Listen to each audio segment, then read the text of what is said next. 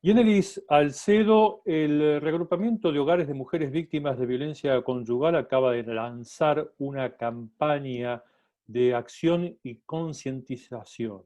¿De qué se trata? Esta campaña que se llama violencia conyugal o violencia doméstica en todos sus estados, en todas sus facetas, es una serie de videos para sensibilizar con respecto a la violencia doméstica, sobre todo para enviar el mensaje que la violencia doméstica no solamente es violencia física. Entonces, que esta violencia puede afectar a cualquier mujer de cualquier estatus social, de cualquier origen cultural. Queremos re repetir el hecho de que la violencia conyugal llega a todas partes, pero también tenemos un objetivo específico. Nos dimos cuenta que a nivel de impacto grave de la violencia, los muchos casos de violencia con impactos graves a nivel criminal son para las mujeres entre 18 y 35 años. Entonces queremos ir a sensibilizar a estas personas, porque a veces no reconocen que están viviendo la violencia conyugal. ¿Y cuál es la situación de la violencia conyugal aquí? ¿Se cuenta con datos que puedan cuantificar el fenómeno en el país o en la provincia en particular? Sí, mire, yo tengo datos con respecto a seguridad pública, que son los datos compilados con, por los crímenes, que fueron reconocidos como crímenes, o sea, que las mujeres denunciaron y que hicieron un proceso concreto. Sin embargo, estos datos no identifican a todas las mujeres que viven la violencia conyugal y que no denuncian a nivel del sistema de justicia. Entonces, no es los datos reales, sino los datos que han sido criminalizados. Yo le doy un ejemplo. El 80% de las víctimas de violencia conyugal son mujeres todavía, a nivel del sistema jurídico. En ese grupo, el 97% de las víctimas de agresión sexual en contexto de violencia conyugal todavía son mujeres. Entonces podemos ver que estas estadísticas son muy elevadas todavía. Pero a nivel de cuántas mujeres precisamente viven todavía la violencia conyugal, algunas estadísticas dicen que todavía 3 sobre cada 4 mujeres viven un tipo de violencia. Cuando hablamos de un tipo de violencia, puede ser violencia física, psicológica, económica, religiosa. Hay muchas formas o estrategias que utilizan los hombres en un contexto de violencia conyugal para controlar la cónyuge, para privarla de sus derechos. Entonces, esto es lo que hace que nosotros en esta campaña queremos hablar no solamente de la violencia física. Yenelis, se suele hablar de la violencia conyugal ligada a la cuestión de la pobreza. Por lo general se señala que en países de bajo poder adquisitivo o de pobreza directamente existe más o existe un nivel de violencia conyugal superior al de otras naciones. En el caso de Canadá y en el caso de la provincia de Quebec en particular, hablamos de territorios con un alto poder adquisitivo, con un alto nivel de vida. Es Canadá un país desarrollado, es Quebec una provincia desarrollada. ¿Cuáles serían aquí las causales, si es que se puede hablar en esos términos, de esta violencia conyugal? Eso es lo que hemos, incluso las Naciones Unidas lo ha retenido como el análisis de la violencia conyugal o de la violencia hacia las mujeres. La pobreza no es la razón de la violencia, eso es un factor agravante. El consumo de drogas, los problemas de salud son factores agravantes de la violencia conyugal.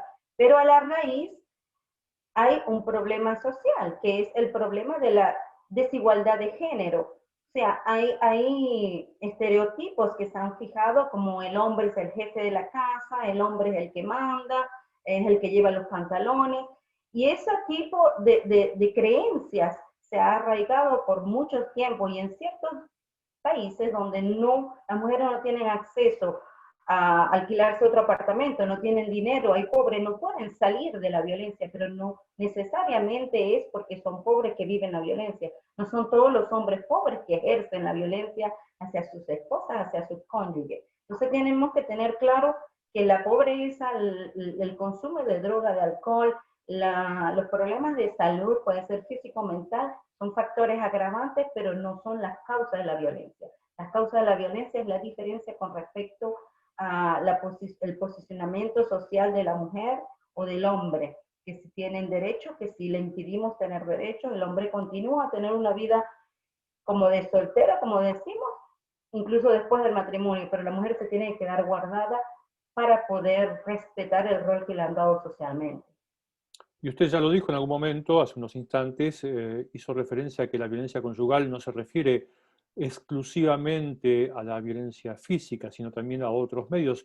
Volvamos un poco sobre este tema. ¿De qué otros medios hablamos? ¿De qué otra manera se expresa la violencia conyugal aquí? Y justamente usted da en el punto del objetivo de la campaña. Los videos son videos que van a representar un poquito cuáles son los otros tipos de violencia. ¿Por qué nos sentimos en un medio donde no me han pegado, pero yo tengo miedo a mi cónyuge o a mi novio? O tengo incluso miedo, no estoy bien en la relación, pero tengo miedo de irme porque me ha amenazado y creo que de verdad puede ser peligroso irme. Entonces tenemos que reconocer otras estrategias de control. Y deshacer algunos mitos. Por ejemplo, cuando dicen, él es tan celoso, me quiere demasiado, ningún otro hombre me puede ver. Eso es una manera de controlar a las mujeres. O por ejemplo, dices, no, tu familia te mete cosas en la cabeza, yo no quiero que sigas viendo a tu familia o a tus amigas. Entonces empiezan a aislarla. Cuando un hombre tiene a una mujer aislada, puede tener más control. Le quita el acceso al dinero, al control del presupuesto familiar, a veces le rompe la ropa para que no pueda salir, la afecta en el medio de trabajo para que la boten del trabajo y no pueda tener acceso económico. Entonces, todo eso son estrategias y tácticas para evitarle que se vaya.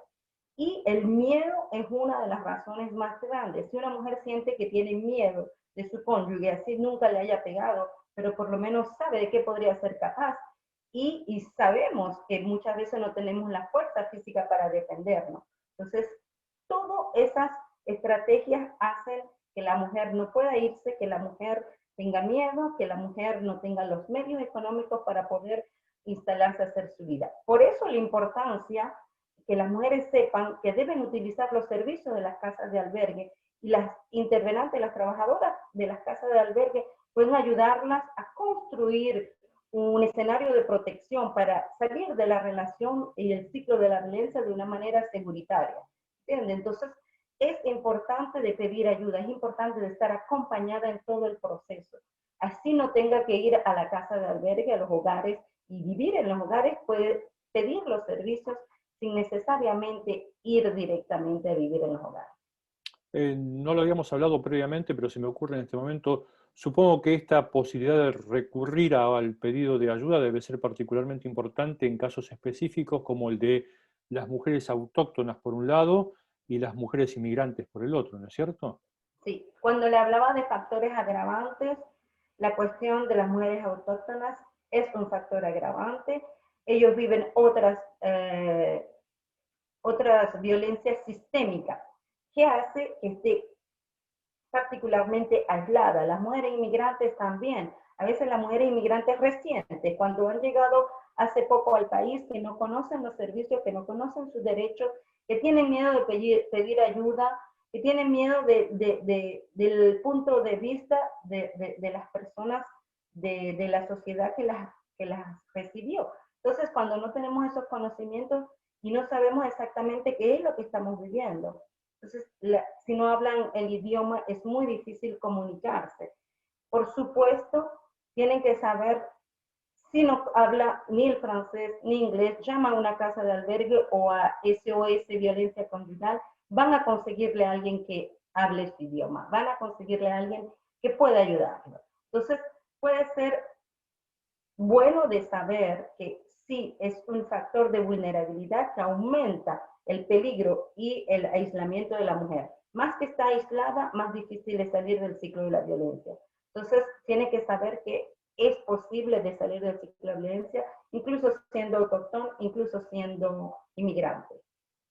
Y Anelis, en nuestra conversación previa sí nos referíamos al tema legal y decíamos de no entrar puntualmente a abordar la ley, porque para eso haría falta un abogado que conociera puntillosamente las disposiciones legales, pero en todo caso, las herramientas legales de las que disponemos actualmente son suficientes para contrarrestar, para hacer frente, para poner coto al fenómeno de la violencia conyugal?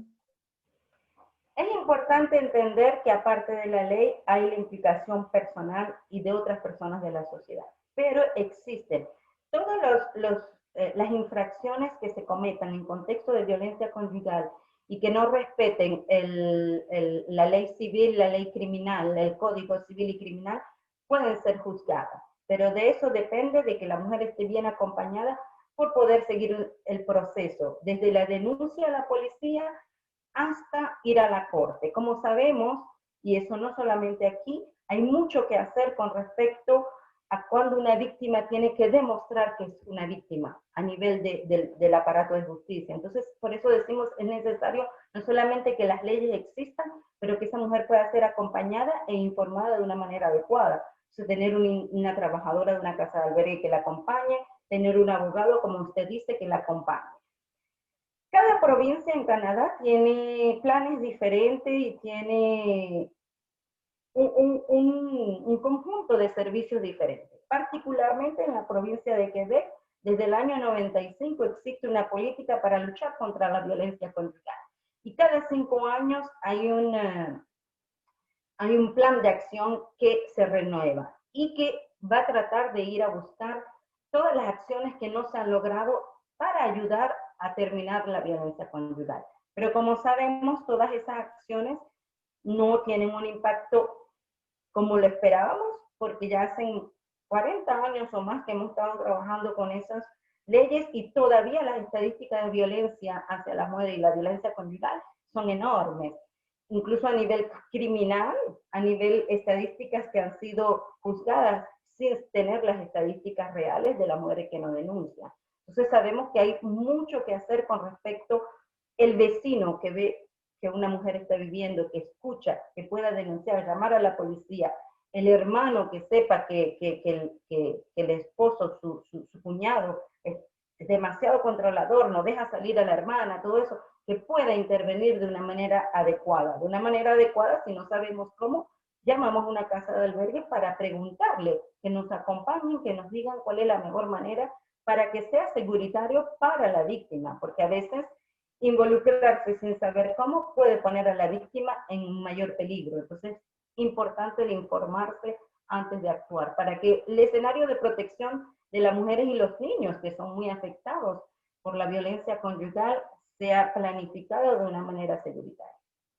Por último, Yenelis, en pocos días más, el 6 de diciembre, se cumple un nuevo aniversario de la denominada masacre o matanza de la Escuela Politécnica de Montreal, cuando 14 mujeres perdieron la vida por efecto de las balas de un atacante solitario que fue motivado por su odio a las mujeres y al movimiento feminista o las reivindicaciones del feminismo en general.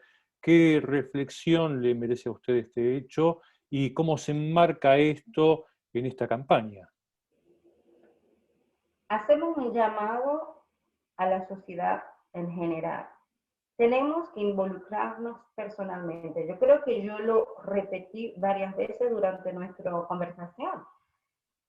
En el momento que tomemos en cuenta que el hecho de decir al muchachito varón cuando se pone bravo, wow, mira, tiene el carácter del papá, este sí va a ser bravo, este va a ser un verdadero macho.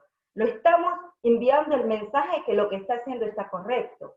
Y en el momento que a la niñita que está haciendo una rabia, igual que la que hizo el niño, le vamos a decir, ay, no, las niñas no hacen eso, mi amor, tienes que probarte como una princesita. Ya le estamos condicionando a que ella no tiene que reivindicar sus derechos, que no tiene que nombrar cuando está brava, que no tiene que defenderse, y lo contrario le estamos enviando como mensaje al varón. Entonces es importante desde que están pequeñitos, nosotros como padres, como miembros de la familia, como vecinos, como profesores, de invertirnos en la educación de nuestros niños para que la desigualdad de género y los roles que les estamos dando y los mensajes que le estamos enviando, como que el hombre tiene que derecho a todo y la niña tiene que seguir, tener miedo de no salir para que no la violen, de no contestar para que no le peguen, de no vivir consecuencias a la reivindicación de sus derechos.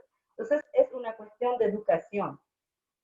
Más y más estamos trabajando en las escuelas para sensibilizar al respeto en las relaciones amorosas de los jóvenes. Y queremos continuar a justamente hablar con los jóvenes, porque seguido las niñas y los adolescentes dicen, oh no, ahora yo tengo los mismos derechos que los varones, puedo estudiar lo que yo quiera, puedo hacer el deporte que quiera. Pero en las relaciones amorosas hay mucha violencia, muchísima. Entonces queremos hacerles identificar la violencia antes de que sea muy grave y antes de que tenga el agresor el control absoluto y que la víctima tenga miedo de defenderse para no tener consecuencias peores.